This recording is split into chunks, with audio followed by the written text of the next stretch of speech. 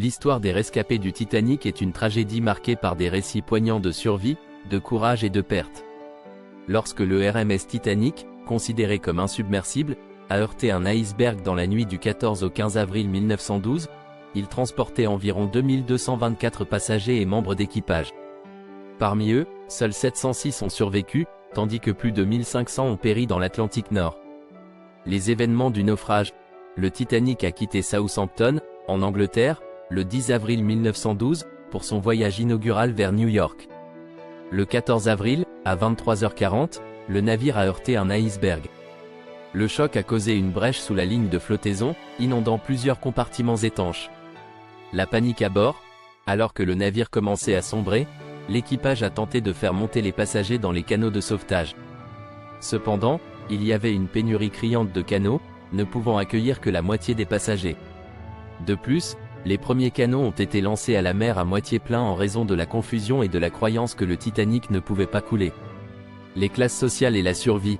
Les survivants étaient principalement des femmes et des enfants, conformément à la règle, les femmes et les enfants d'abord. Toutefois, la survie dépendait aussi de la classe sociale. Un pourcentage beaucoup plus élevé de passagers de première classe a survécu comparé à ceux de troisième classe. Les passagers de troisième classe, souvent éloignés des canots et parfois retenus par des barrières, ont subi un lourd tribut. Les récits de survie. De nombreux survivants ont raconté des histoires dramatiques de leur fuite du navire. Par exemple, Margaret « Molly » Brown, surnommée « l'insubmersible Molly Brown », a aidé à diriger un canot de sauvetage et à encourager les autres passagers à ramer loin du Titanic. Harold Breed, un opérateur radio, a aidé à envoyer les messages de détresse jusqu'à ce que la salle des radios soit inondée. Le sauvetage.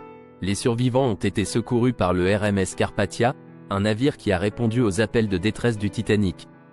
Arrivé sur les lieux environ 2 heures après que le Titanic a sombré, le Carpathia a recueilli les rescapés des canots de sauvetage. Le navire est arrivé à New York le 18 avril 1912, où les survivants ont été accueillis par une foule en deuil et des journalistes avides de recueillir leurs récits. L'héritage des survivants. Les survivants du Titanic ont été marqués à vie par cette tragédie.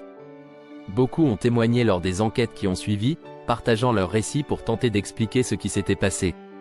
Leur expérience a conduit à des réformes maritimes, notamment l'amélioration des normes de sécurité, l'augmentation du nombre de canaux de sauvetage à bord des navires et la mise en place de nouvelles règles de communication en mer. L'histoire des rescapés du Titanic reste un témoignage poignant de la fragilité humaine face à la nature, mais aussi de la résilience et du courage face à une catastrophe inimaginable.